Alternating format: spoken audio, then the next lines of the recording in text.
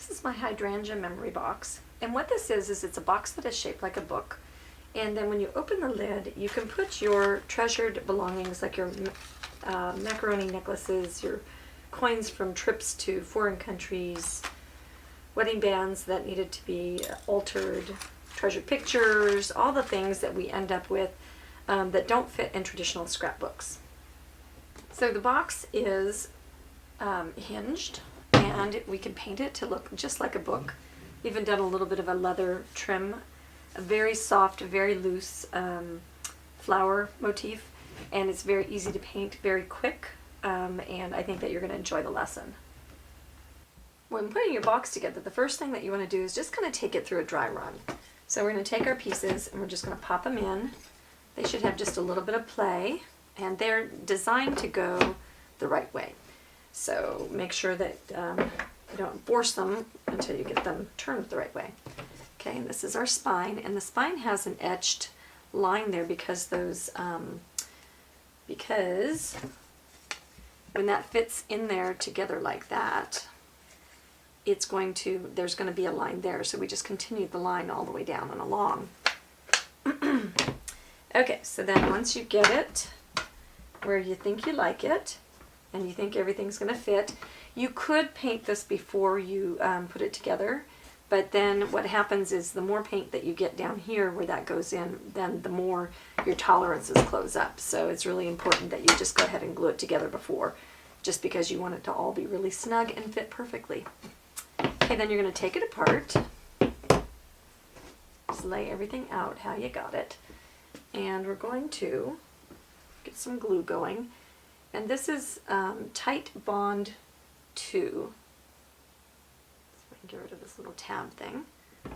Okay, and so what we want to do is put some glue on the areas that are going to slide in. And then maybe even a strip along where that's going to sit. Okay, then pop that puppy in there. And you're going to press it down nice and tight, and you're going to notice that you get a little bead of glue. Okay, what you're going to do is you're just going to take your paper towel, and you're just going to wipe that out.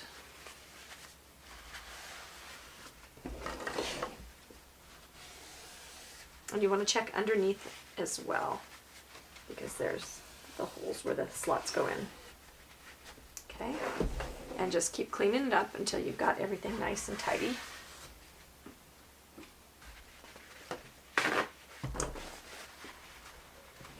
Oops.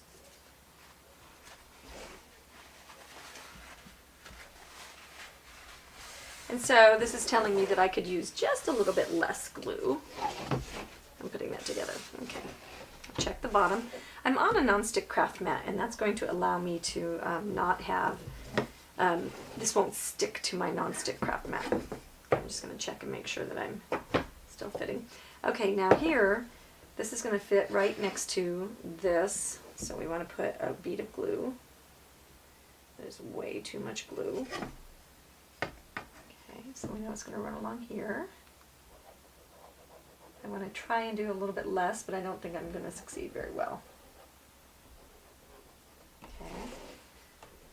And then we'll glue these.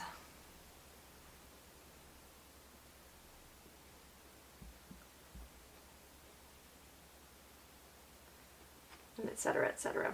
And I'm going to go ahead and go off camera while I clean up the rest of this.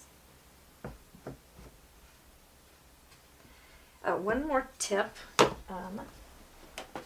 is to get the corners to stay lined up while you're waiting for the glue to dry. After you clean it up, is go ahead and just give yourself a nice tight corner tape. Okay, so you just tape that and then remove the tape when you're dry. Okay, you can also utilize these Q-tips, which are super sharp little get in your corners Q-tips to clean up your glue. Make sure you look at all the sides.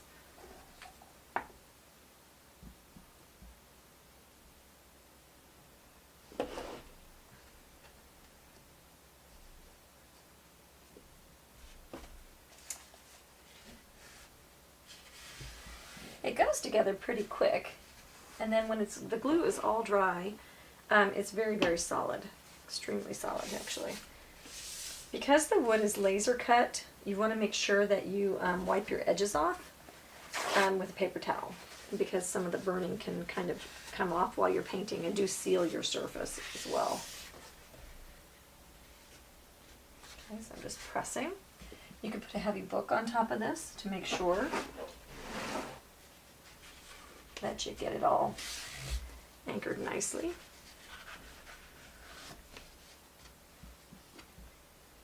Okay, all my ends are in and taped, and now I just need to let it dry. Oh, the top piece goes on just like so. Okay, and you can go ahead and get that glued on as well. When you're putting your hardware on, and you'll want to do this step last, but when you're putting your hardware on, it's important to not screw everything in tight until you get everybody in there. And it's got little pilot holes. And so I got just a little bit too long a screwdriver for this task. So I'll just get it on there so it's lined up, and that gives me a little bit of slop when I'm fitting everybody together. And here's the finished piece. Okay, so we've got a lovely box ready for painting. I'm taking my hinges off for painting, and I'm just going to apply them to a little piece of tape and put them right on my painting table. Yeah, I can get these little boogers. So that's going to keep all my stuff together instead of having baggies of loose things. Okay. I'm going to give my box a coat of multi-purpose sealer using a big oval glaze brush. It's soft, and I'm just going to go ahead and apply this every old which way. Apply it to my edges, and then watch for drips.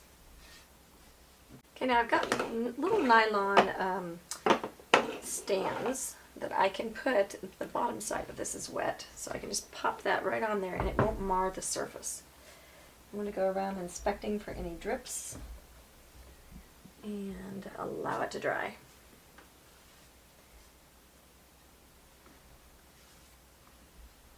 As I was looking for my colors, I noticed that I pulled out an eggshell color that's full, doesn't have a label on top, and I already had an eggshell in there. That having these with the colors on them so that you can tell, so just like the Vivid Violet, is a really helpful way to prevent this from happening. So with just the word or just the color label, it isn't a good combination, but when I put my color and my name on the same lid and do a little sample, it helps me keep things clean. And then when you're doing your labels and you need, so I've got this one here, I'll take that, and you don't have to buy a new set of labels every time you want to change it. You just swap lids, and then you would just discard this. Alright, to make the paint bottles easy to get open, you just use this pop top that I've painted, and we've got patterns on the website. This one I painted with jewels, and then I did a little raised clear glass stain to make it look like they are actually raised jewels. And then what I love about this is you can customize it with a monogram, and that makes it perfect as a gift. Okay, so we're going to use some eggshell, and we're going to shake that bottle of eggshell. Alright, we're going to take our eggshell, and we're going to just give the front cover a base coat. At this point, I'm not sure what I'm going to do to the rest of the box because I designed this as I'm painting it, so at this point I don't have any idea what's going to happen to the rest. So I want to just get one good even coat because we're going to do a slip slap technique, and if you slip slap into, and this isn't doing it very badly, but see how it leaves like a mark that you can see. So I need one coat of this under and dry so that when I'm doing slip slapping, my background will not show.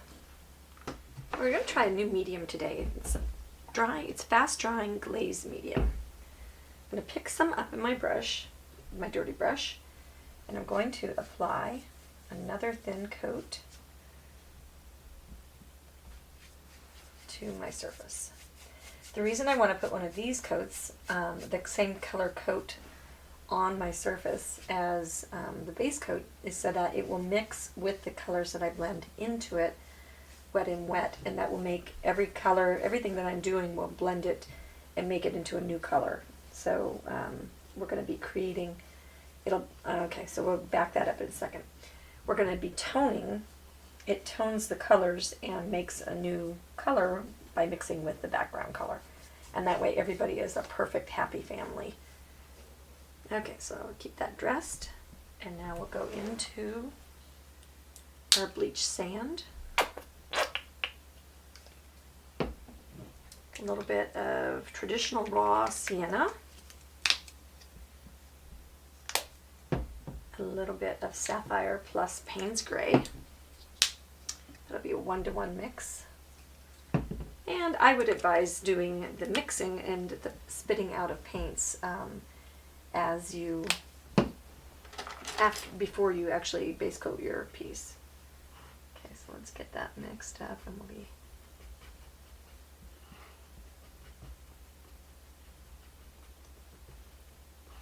yeah, that does a nice job of toning that, doesn't it?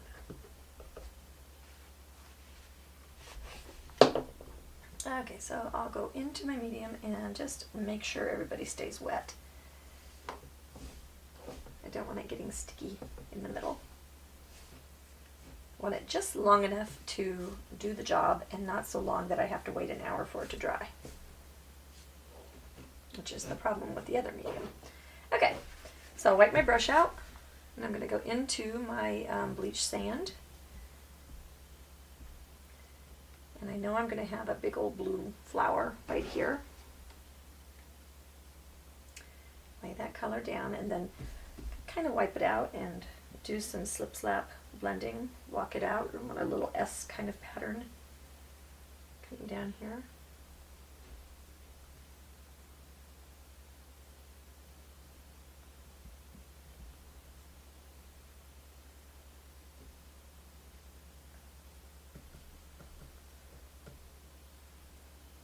So I'm making little X's.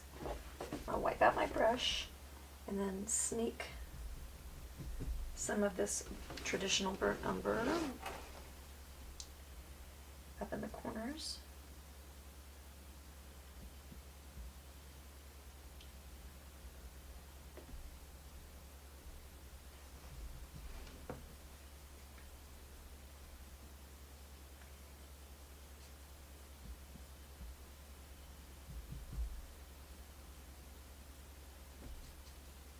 I'm going to drag it into some of the places within as well, just to give a hint of, hey, there's another color happening back there.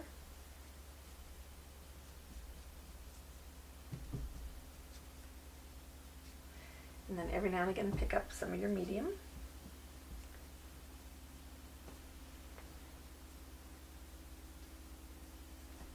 Wipe that out, pick up medium plus a little bit of the blue. And our blue is going to go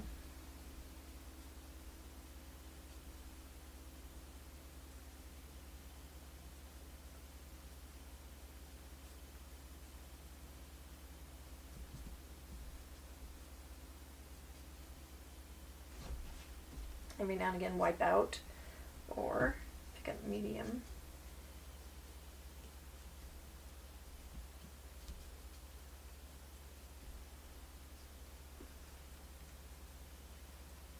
I just want to have a kind of a mottled flowing color sequence. Drying down here, so I'll get that wet again. Back into the bleach sand. So now as I'm going over the tops of the blue and the brown with the bleach sand, what's happening is it's mixing with those colors. This down.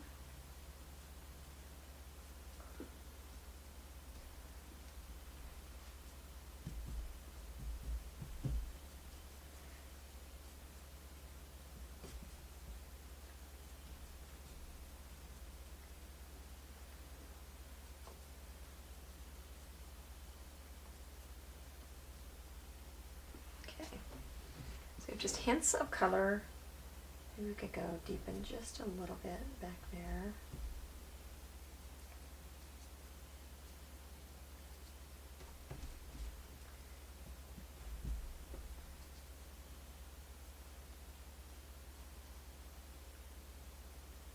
See, as it's mixing with that background color, it's becoming its own little guy.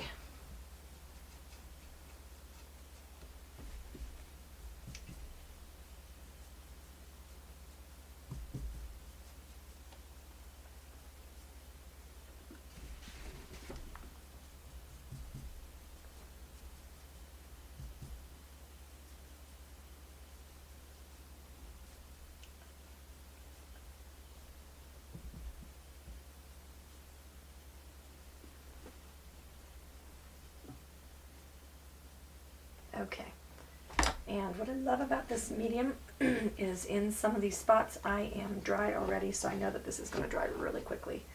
I'm going to use big dome brushes to do some dry rubbing to increase the dreaminess of this project. Some things on my way. I've mixed white with bleach sand 1-to-1. I'm going to dry it all off, scumble it off on my paper towel.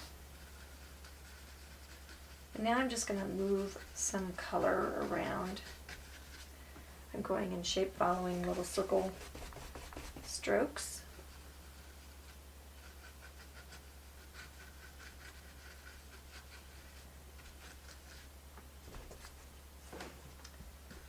I'll walk it down.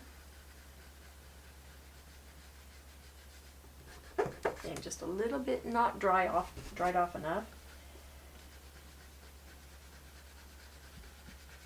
Gotta make sure you really dry it off.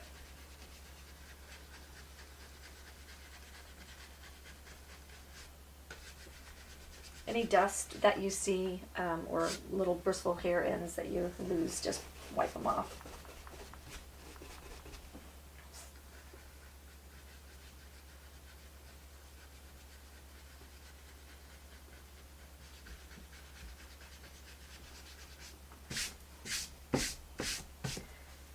Okay.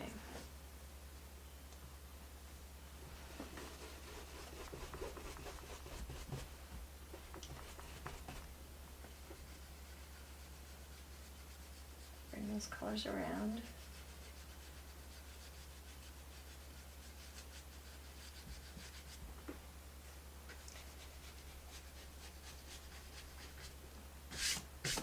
Okay, now I'll switch brushes.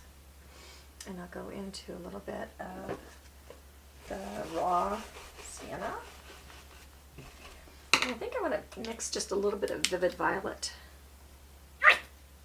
with that. Okay,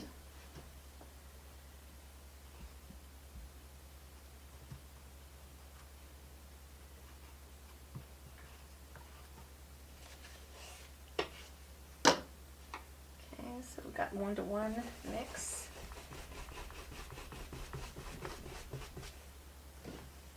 Okay, we'll just give that just a little corner rub.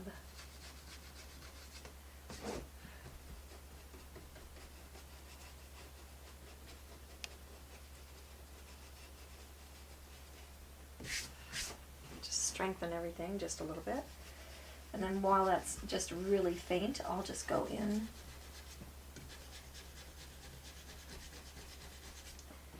give hints of it elsewhere.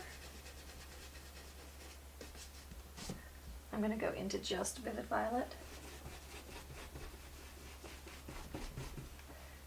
And I'm going to go into my blue.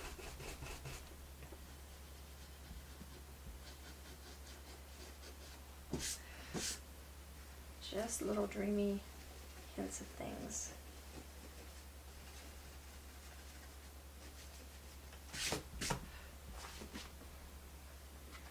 Okay, and now I'm going to pick up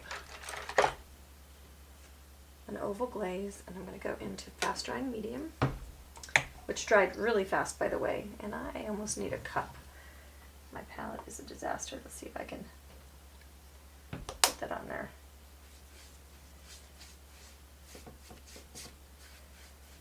You can use this medium to float with. You can use it to thin your line work. You can use it as a light sealer. You can use it for a lot of things. It's kind of cool. Okay, so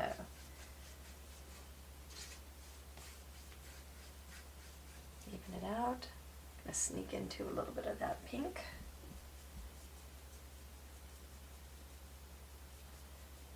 Just put a sheer tint.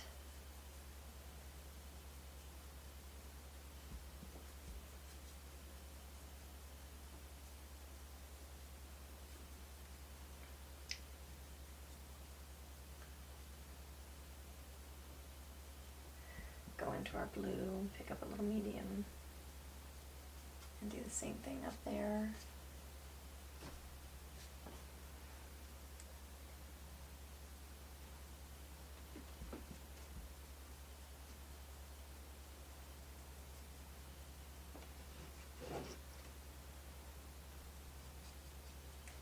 Some into our corners. It's almost like you don't want any one color to sit all by itself. You want to kind of make them walk into each other.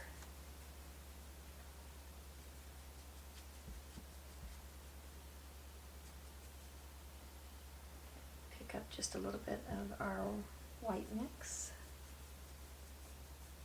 and our medium, which is gone.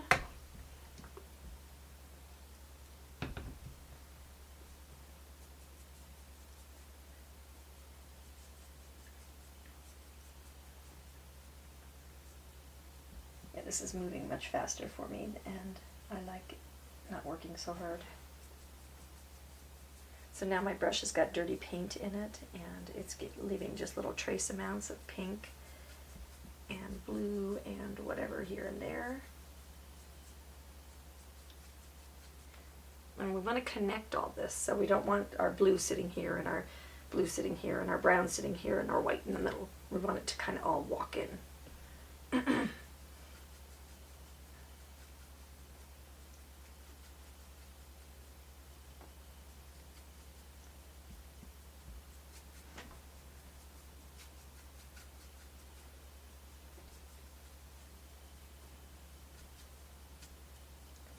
Okay, I like it.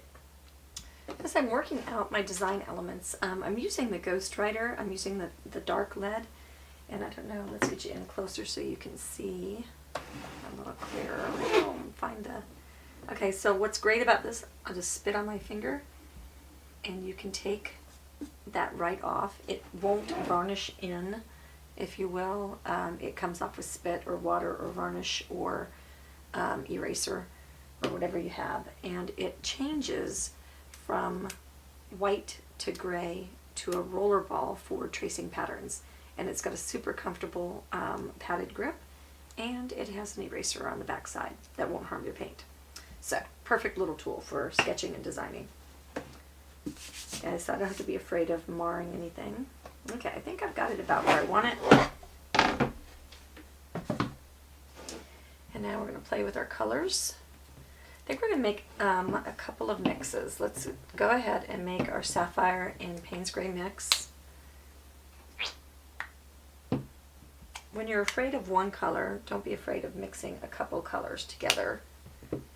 And then we'll do Violet Haze and Black Plum.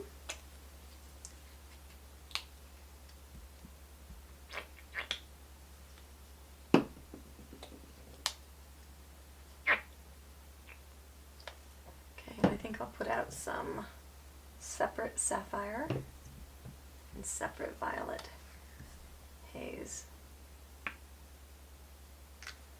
Don't need too much of that. Okay. Just mix those puppies together.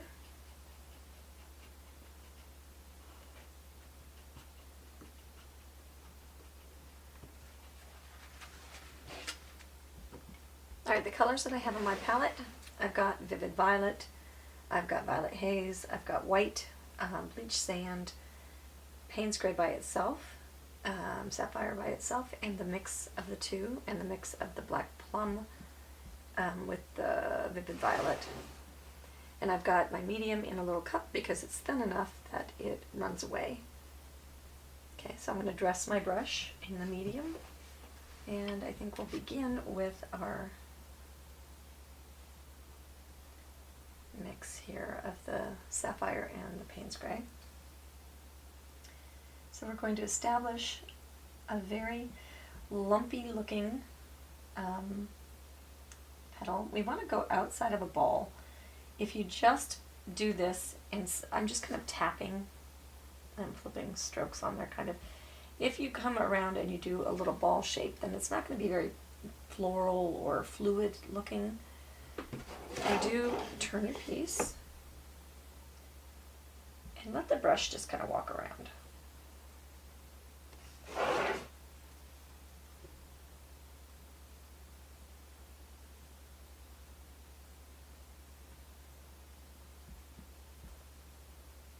And you might go into some medium and blot and just add some ghost kind of things going on around there.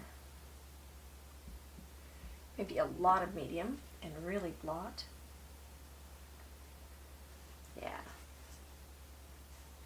That just adds that like layers of things behind kind of deal. Alright, now I'm going to go into more of the Payne's Gray. And I'm going to go ahead and establish that this is where my darker area is. And I'll do it like a sphere. But I don't want to take it all the way to the edge. So see how we have that transparent, then that next color, and then that dark color.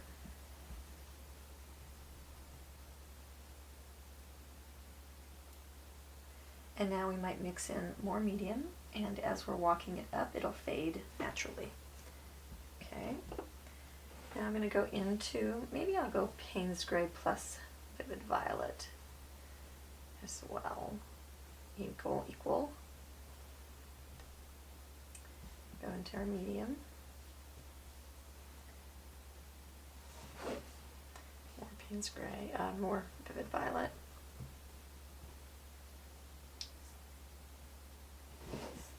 So now I have a little bit of purple in here.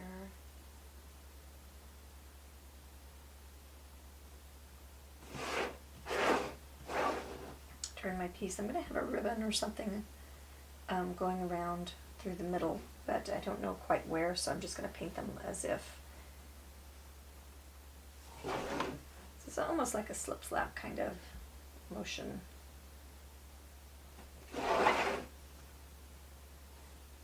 And now I'll go into more medium and just really blot that off, and even more, I think, and come up with some ghost stuff.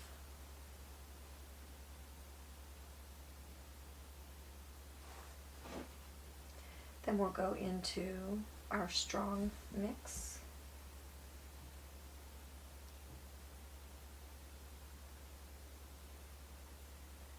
It's going to be dark where that other flower is on top.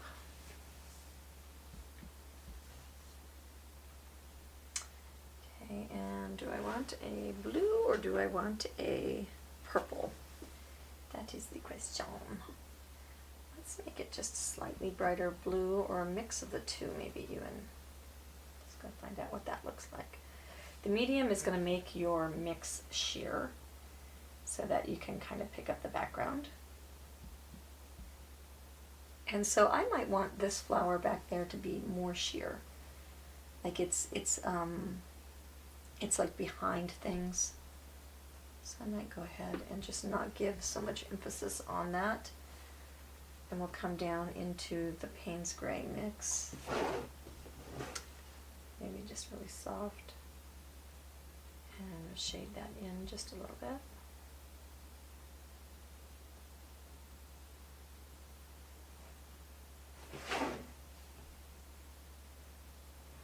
And then maybe just stronger Payne's Gray, where it's just really escaping back into receiving.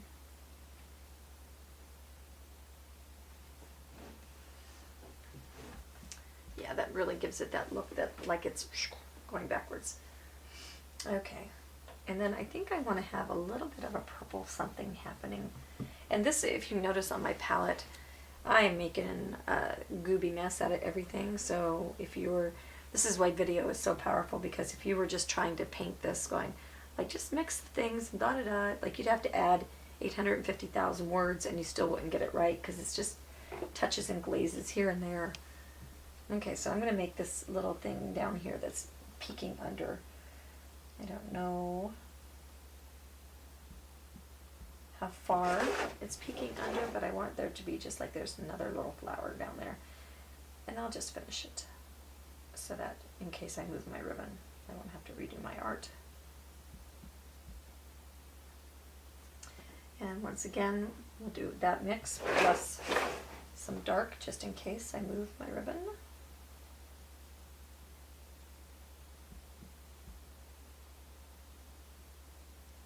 Just scribbling. Your round brush, your this thing, the filbert brush, is extremely important that you get one that will do a petal, and that is, this one is the stroke filbert, and not all filberts are created the same, so we want to be aware of that. Okay, so I think we'll go ahead and try and decide if I want to block my leaves in yet. I think I'll wait. Okay, so now for our lights and our highlights, I'll start on the back petals and we'll see. So I'll start with this guy right here. He was our mix of the two colors. So I'm going to go into my white plus that mix. And that's not nearly light enough. So we want to go up a value. And that's really not light enough either. Okay, so I'm going to make little 4-petaled little pretties. Keep my hand out of things. So when your hand is going through things, then you're going to grab everything. You're going to grab a bridge. The bridge will just go on top, and then you're not going to mess up the little things. Okay, so now we'll just make a series of little petals. And I can walk back up to a darker value because I've got that medium in this. I'm moving from my lightest back up into my darks, and that's just going to create a mix that will get darker as I need it to, as I move into those darker areas. You wouldn't want to put a great big fat white petal right on top of that.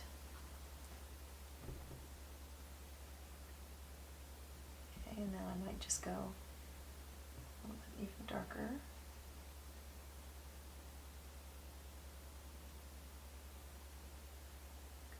Make sure you bust your border every now and again. I'm going to wipe out my paint, and now I'm going to go into the white. And I'm going to look up here for some stronger, brighter petals right on top. And when you're doing this, you want to cluster your petals. Okay, you do not want to have like a polka dot here and a polka dot there and a polka dot there. Okay, I can kind of dig that. All right, now we're going into this mix. And we'll have some white going into that. Pick up my medium so that everybody stays moist. Not light enough. So notice I step down. So I've got dark, medium, lighter, and we'll go even lighter down here. And still not light enough. Here we go. And you're going to break your edge with this, so make sure that you go over onto that other flower so it looks like they're sitting on top of each other. Now I'll get a little bit darker. Sure. And so that all my petals aren't leaning in the same direction, I want to turn my piece. I tend to lean back and squint quite a bit when I'm doing things like this. That way I'm getting a dreamy kind of effect. By doing the slip slap beforehand, what happens is you don't end up with, you don't have to work so hard to get that kind of loose, full look.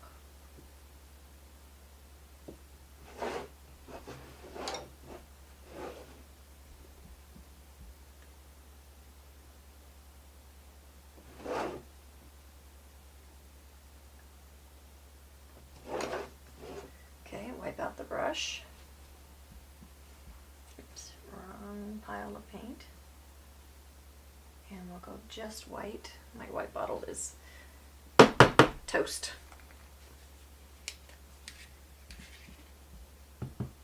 Oh, good. That should get me through.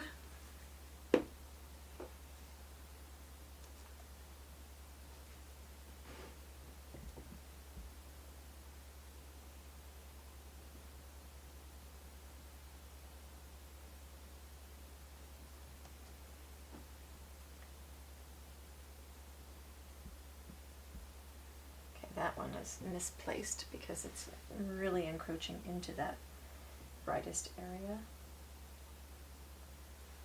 Okay. Wipe out the brush. Those turn out really pretty. I'm liking the soft blue. Okay, I feel like right here I have like a line drawn. So I'm going to go back into medium something and fade a little bit. That makes me a little bit happier. Okay.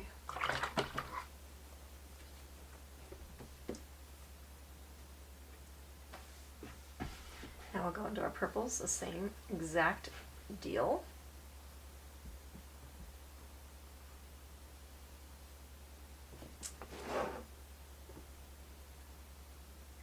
I think we'll make this highlight be just a little bit more towards the middle.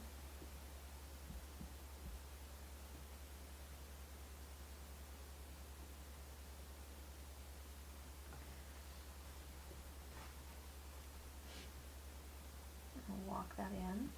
I'm going to go and sneak over there and pick up some of that blue mix, the sapphire and the Payne's Gray, and put it with the violet haze. That way we're not just isolating this one purple thing. It's going to have purple, but it'll be kind of like a family member, if you will.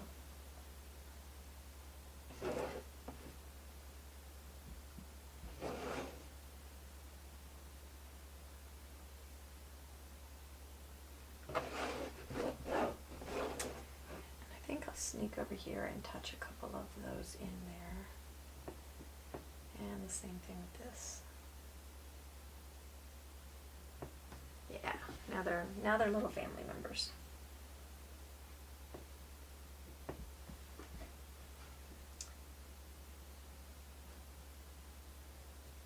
Okay, and now we'll go into the light color, which is going to be all that mix of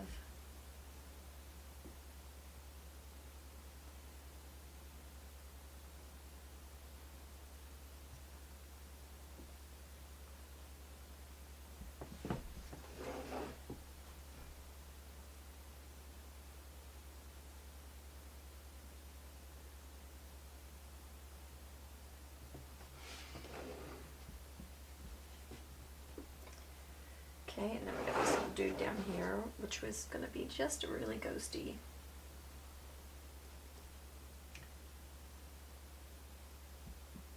Make sure you leave some of that faded, washed stuff there.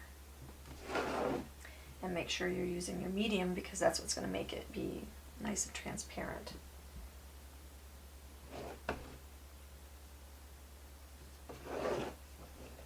What's going to give you the dreamy look.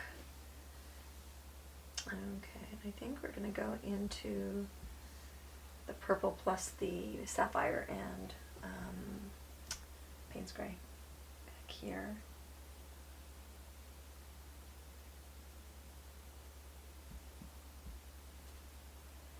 And we'll do that color plus the white. Get some medium.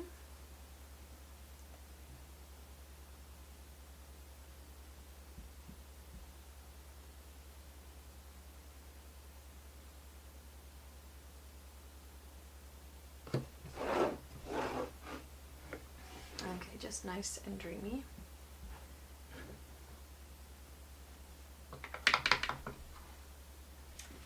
And now let that soak. I'm going to get out a short, bright brush, and I may even go smaller. This is number 8. Alright, I'm going to load my medium in my brush, and I'm going to just side load with just a little bit of my Payne's Gray.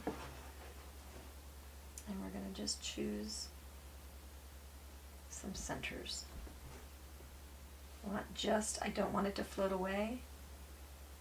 Just want to float in, just little baby centers. And if you notice, I'm not really going to hit the center of actual flowers. I'm going to pretend that they're the centers of flowers.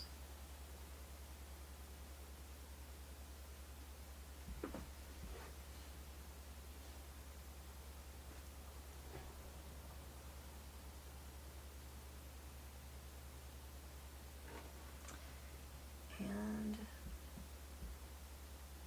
we don't want them everywhere. We kind of want them up in that highlight area. Go back and kind of strengthen things if I think I got it a little bit wimpy.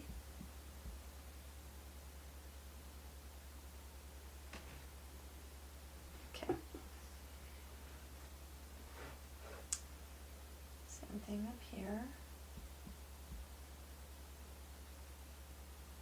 Remember, if this is going to be our softer one, that we don't want those to be as strong as these guys right here.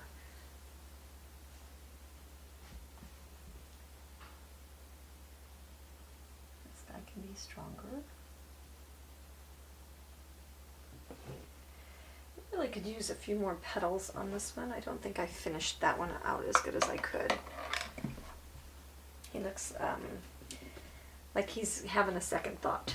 So I'm going to go back into my medium, go back into white and into the purple.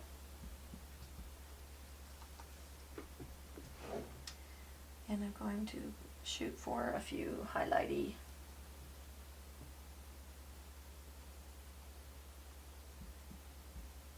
actual strong flowers.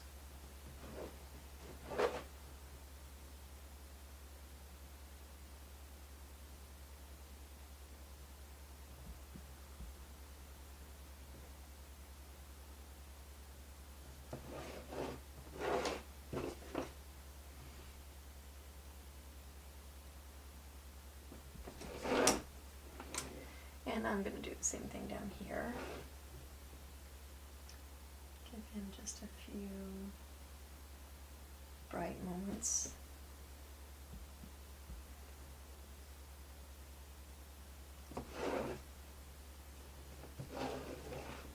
Okay, yeah, I'm digging that better.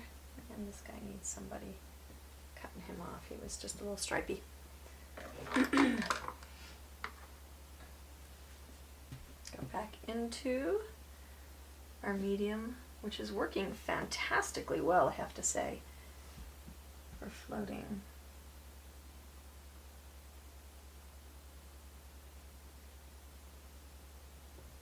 Okay, make sure that we got our centers where we want them.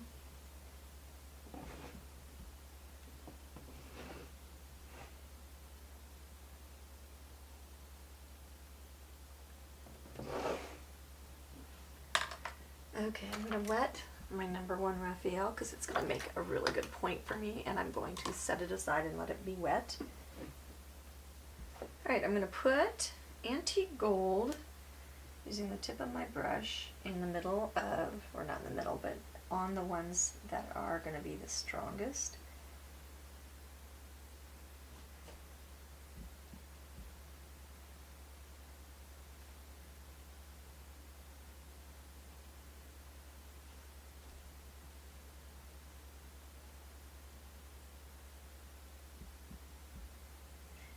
And I'm going to fade it out after we get into the shadowy area.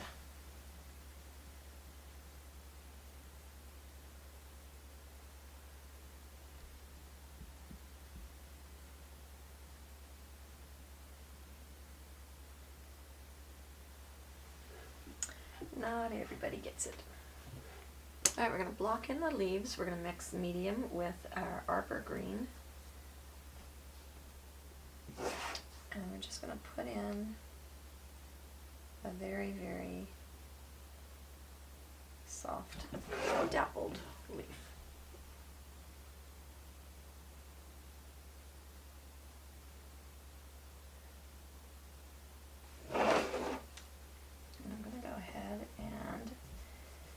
going down. If you put your little chalk lines on while your medium is still damp, you might have a problem with them staying, so do be careful of that. And that's actually why so many graphite lines get trapped, is because you put them on while your paint and stuff is wet.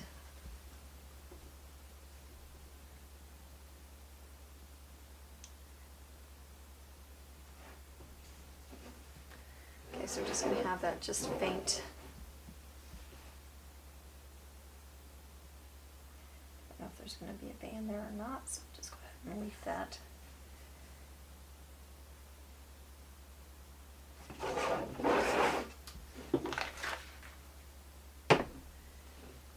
Get up here on this.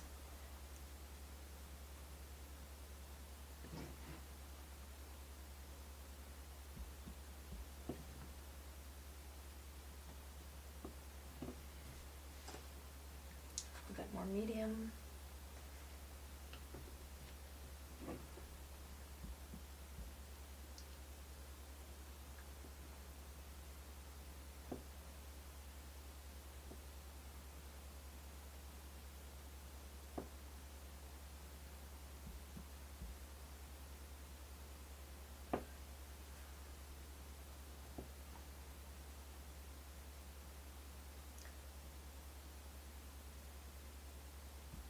And we'll just slip slap behind that to indicate we're getting a little strong there.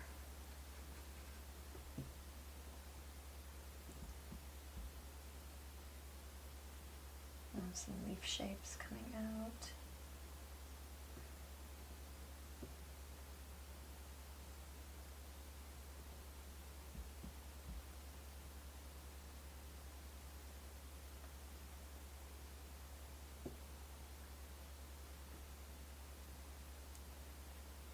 Stronger color. I think that's going to be right where that band is. So,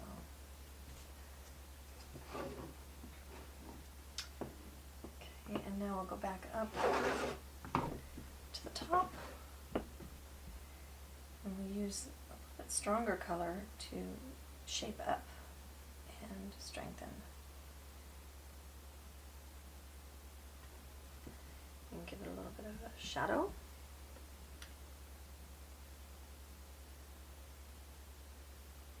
So I'm just feather touching just to give that just that little bit of contrast and interest.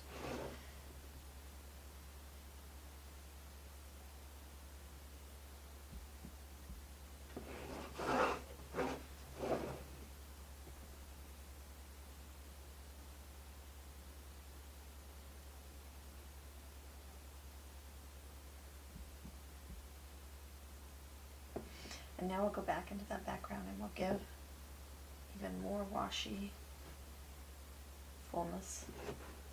Like there's many, many more leaves coming out.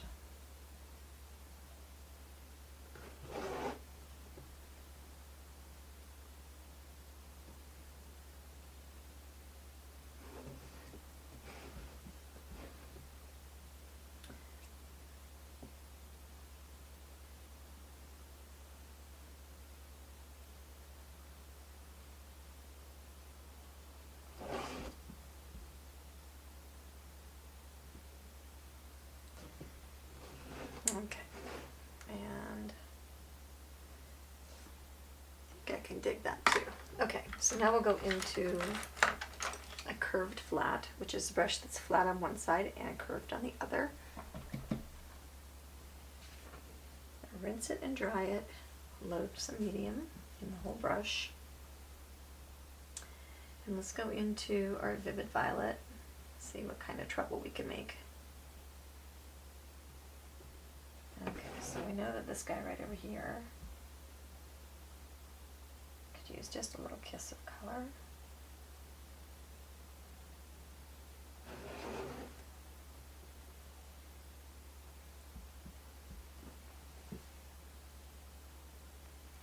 Pick up just a little bit of our blue, and with Vivid violet.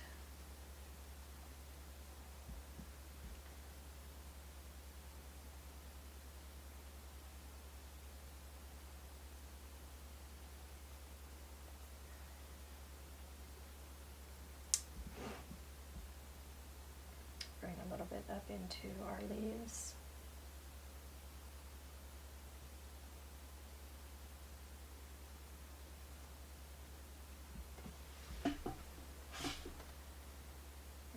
Side load with, let's do a little bit of Payne's Gray. I'm not really side loading, I'm more glazing.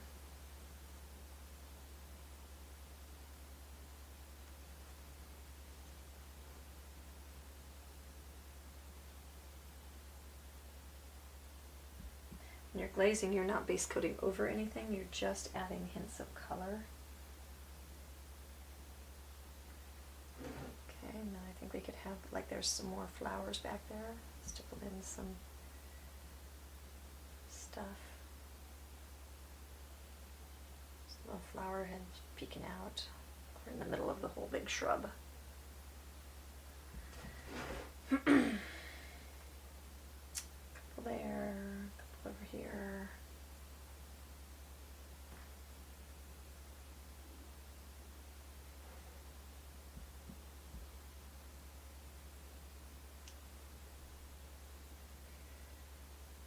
Down here, so it's definitely giving us separation.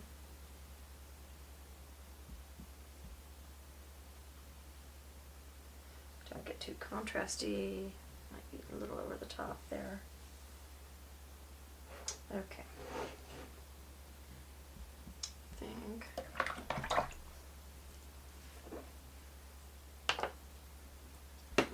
Alright, I want to make a leather type effect on my surface. So what we're going to do is we're going to take some, and I'm not quite dry from deciding on which colors. I'm going to take all-purpose sealer, get our glasses,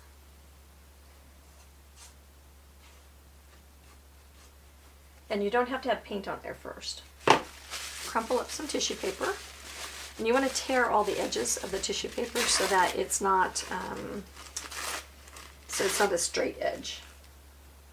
Move foreign matter.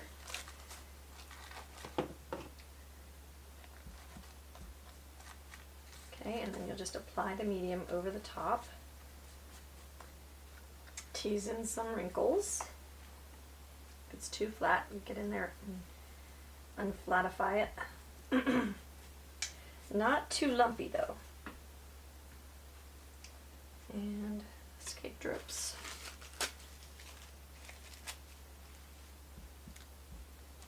You're going to bring that right around the corner.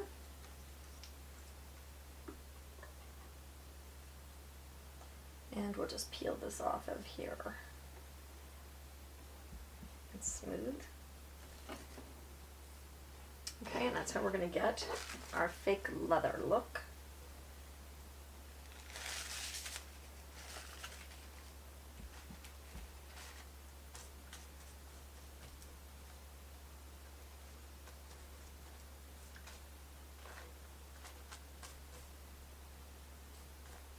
A little too lumpy.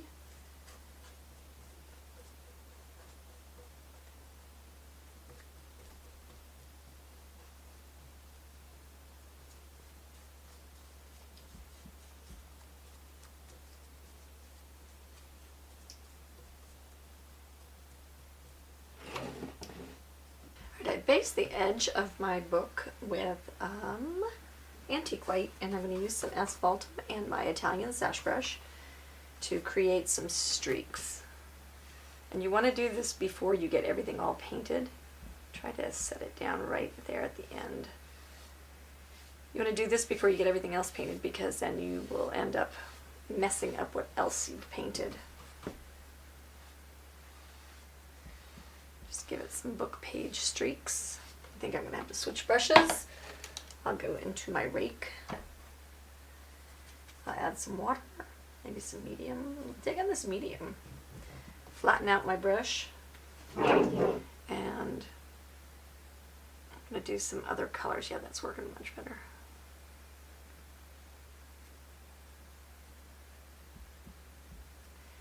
go backwards a step and go get into my antique white to break that up, I can do that.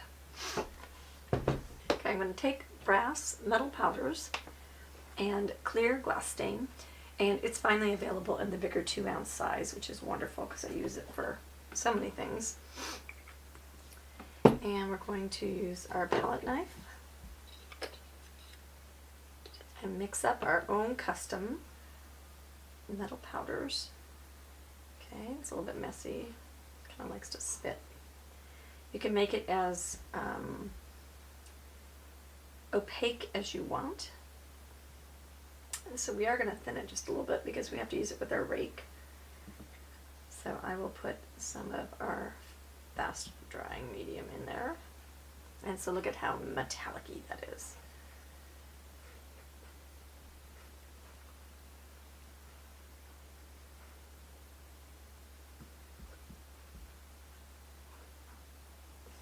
Okay. Then we'll take our rake, just really splay that puppy out.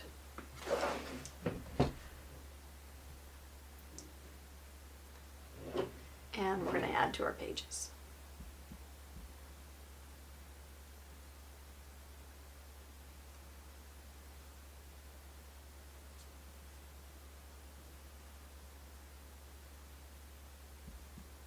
Okay, so that's our effect. Then I'm going to go back and put a little bit more of the brown in near my edges. I'm going to make sure to get that top edge. Okay, I think I like it just a little bit more warmed up.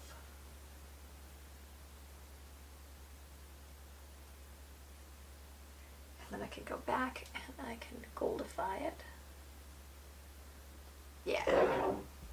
Okay, well, I've got my paint, my metal paints out. I'm going to go ahead, I like these little corners, I think they're really pretty, but they're not gold enough for me, so I want to go ahead and just goldify them. And then they're going to more go with the hinges that we have.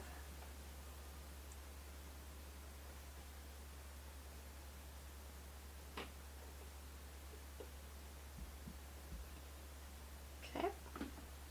So for my color for the book back or for the leather area, I'm going to mix a little test color. So when I'm doing that, I'm going to use equal measurements and mix a little pile just so I can see if I'm going in the right direction. So I've got 1 to 1 to 1 right now. It's getting a little dirty looking, but kind of dusty and kind of pretty. Don't know that it's not maybe too dark.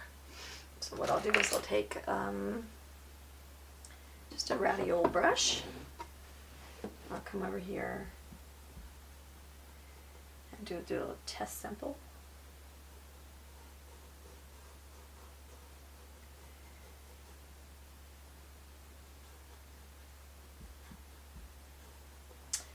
I'll slide that back over there and kind of squint my eyes at it and say, maybe that's a little too dark. So then maybe what we'll do is we'll go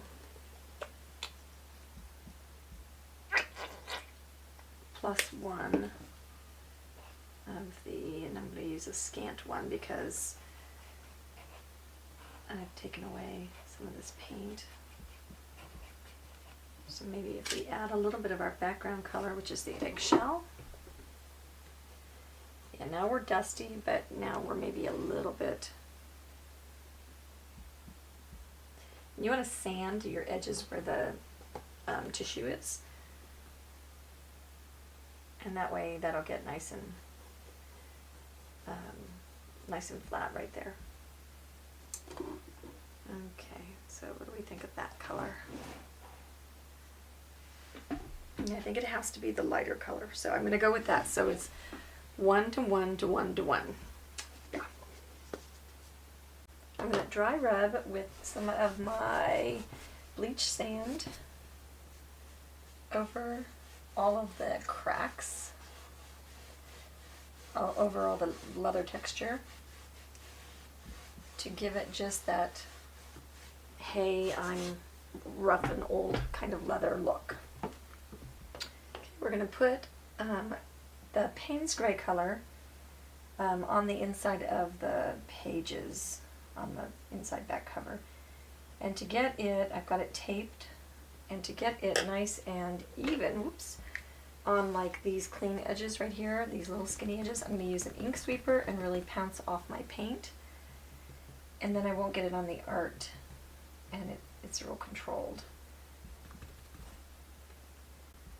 Alright, I've got my Memories word centered, and I don't have any tacket on the back of it, so I'm going to have to be super duper careful. To be careful, I'm going to pounce straight up and down. I'm going to use a dome brush instead of I'm going to pounce off on my paper towel.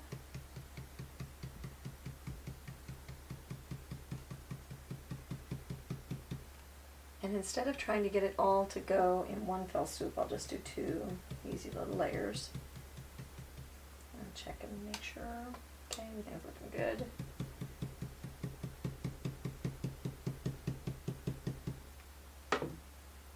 Okay, you want to lighten up the Payne's Gray with that base coat for the background. And I'm getting a little bit of glare, so let me get it propped so I can do this right. I got my artist buddy.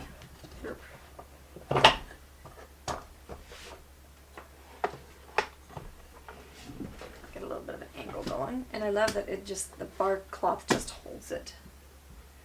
Okay, and then we're going to go on all of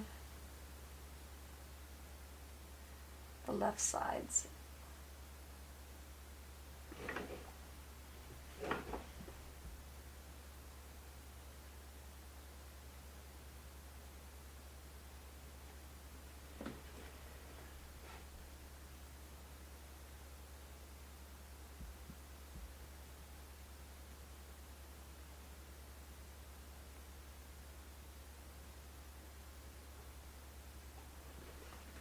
Alright, I want a little bit more embellishment coming out of here, so I'm going to do a little bit of ribbon. And we're going to just use a dagger striper with thinned liquid.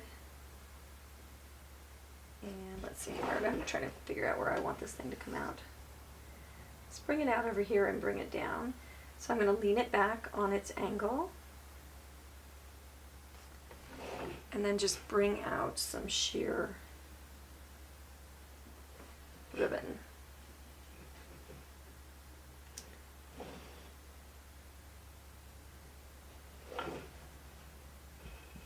Maybe we can bring out a little bit with the darker, let's go into our blue.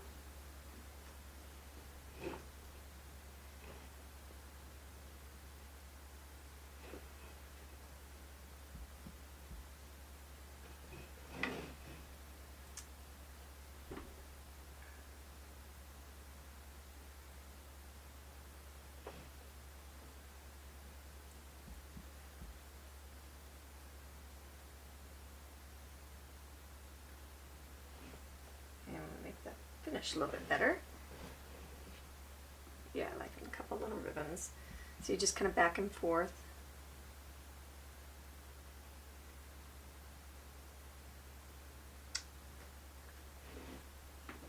Okay, now I think we'll spatter. I can find my spattering brush. Okay, I'm going to use my rake. I'm going to spatter off over here on my palette. And then I'll come over here in the corners.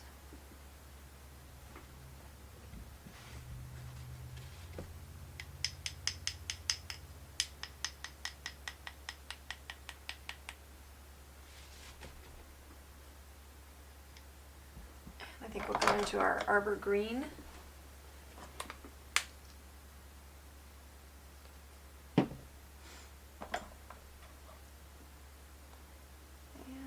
Same thing, washy color,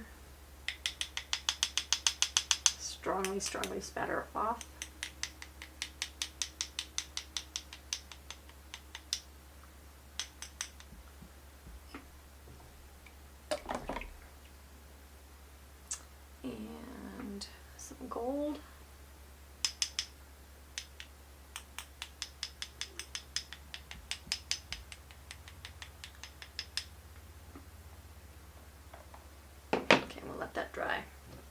we're going to shade the edges of our box with Payne's Gray.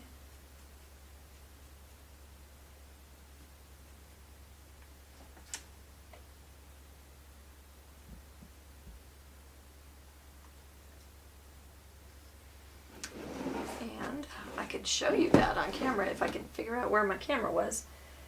Okay, that's also going to pick up a little bit of the what do you call it, the leather look.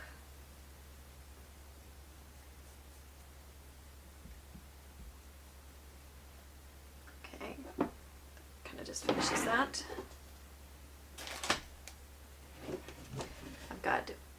I've got my memories on the side as well, the same way as I did the front.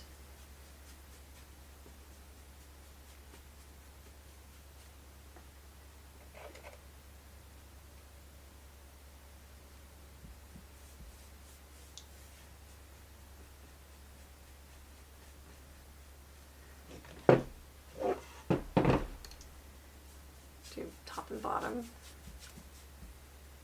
And then we'll repeat it on the back as well.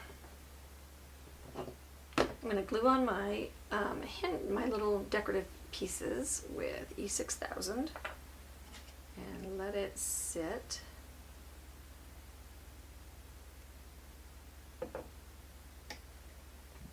And then I'm going to apply the hinges.